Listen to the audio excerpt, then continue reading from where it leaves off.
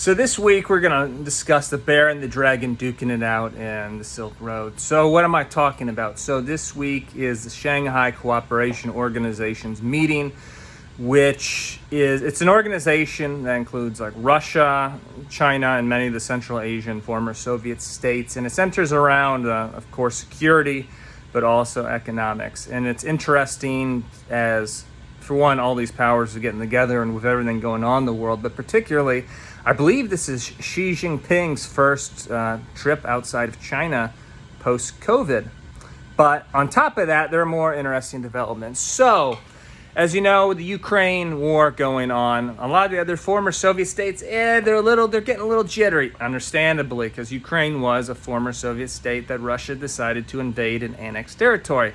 So, Beijing's taken advantage of this. So yesterday, Xi Jinping was in Astana, Kazakh's capital, meeting with the president Tokayev, and Xi Jinping made a declaration saying that Beijing will always stand by Kazakhstan's territorial integrity, and basically made shots against Russia. It was made very clear without explicitly mentioning Russia that don't go screw around with Kazakhstan or Central Asia. And this is huge. It's basically saying, hey, Russia, us, China, this is our house now. This is our territory. And if you're not familiar with the history of Central Asia, it might be like, well, who cares? Well, why is this a big deal? Well, it's a big deal. Since the 1700s, when the Russian Empire overtook much of Central Asia, it's been in Russian hands. It's been their backyard, so they've had the most influence. But now things are changing, and Beijing's saying, "Hey, this is our house now, Russia. You're not the big dogs anymore." And it'll be interesting to see what Putin is response to when the two heads, Putin and Xi, meet this week in Samarkand. But I don't believe there's going to be much room for Putin to rebuke Beijing. I mean, for one, they are so isolated right now in the international stage. Then economically, they pissed off their biggest customer, for energy, which has been the EU, and energy is Russia's greatest export and industry. So now, who do they need to appease to buy all this oil? They need Beijing, and Beijing's been buying up reduced price oil right and left.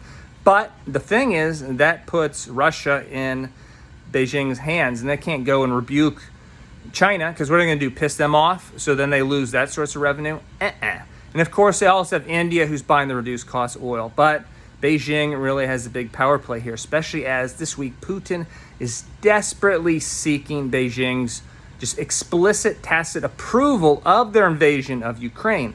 But I don't think that they're going to get it, especially, again, if Beijing says that we explicitly support the war in Ukraine and their invasion, then that's going to spook all their Central Asian partners. What they need to be doing at this time, and what I believe they're strategically doing, is they're going to alleviate any concerns of annexation by Russia by the Central Asian states and say that we're going to protect you. And then in doing so and protecting the Central Asian states' territorial integrity, these states are going to begin drifting away from Russia and towards China, and to putting them in the Chinese sphere of influence camp, which there are some positives to this. So historically, Russia hasn't really developed or invested much in infrastructure within the former Soviet states.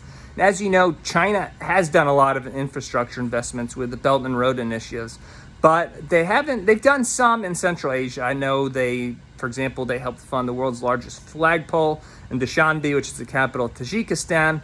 But there's still a lot of room for economic development for infrastructure, which I think China going forward is going to go about a little more smartly. So in Africa, for example, they loaded a lot of countries of debt, and long term, these countries are not going to be pleased. And I think it's going to backfire in China and turn these countries away from China, as they're going to be so pissed off for being taken advantage of. But if China can invest smartly in these countries and genuinely build infrastructure they need at reasonable prices and make them actually happy in improving their economies through this infrastructure, then I think they're going to have some good friends. And I think that is going to be the strategy for Central Asia. And this is good for Central Asia too. So just looking at some of the numbers, for example, Kazakhstan's, their economy, it's pretty diverse. So their exports are 31% to Europe, 32.6% to Asia, and the rest goes to the former USSR countries.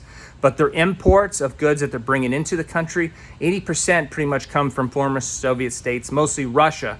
So if they can diversify and pretty much cut off Russia's dependence on imports, then they'll be sitting golden. And I think that will help them long term, and also in making their countries more attractive for foreign direct investment, which they're trying to do. So in the last 2 weeks, Kazakhstan announced a new visa regime, which are going to try to bring in tech workers and kind of play upon, like, so Ukraine has had historic success in having tech industry. People come from all over the world, India and whatnot, to go study in Ukraine's universities, and there's many tech companies in Ukraine. So Kazakhstan, their new visa regime is set up to try to attract, especially fleeing Russian tech workers and entrepreneurs to the country. And if they can do that, then I think that'll be prosperous, not only for Kazakhstan, but for the whole region as a whole, as they really need to modernize the economies of many of these countries, which has historically been based around commodities, which isn't the best means for bringing about growth or just economic prosperity for the average citizen. But that having been said, it'll be interesting to see what happens at the Shanghai Cooperation Organization. Will Russia rebuke Beijing? I don't think so, because they need Beijing's support for buying their oil, as they've isolated pretty much everyone else outside of India. So this will just allow China to further encroach on Central Asia, which might, I don't think it's necessarily a bad thing for the economies of Central Asia, which could get a lot of infrastructure developments, which they desperately need to attract foreign businesses to invest within the country. So let me know your thoughts, though. I definitely want to hear.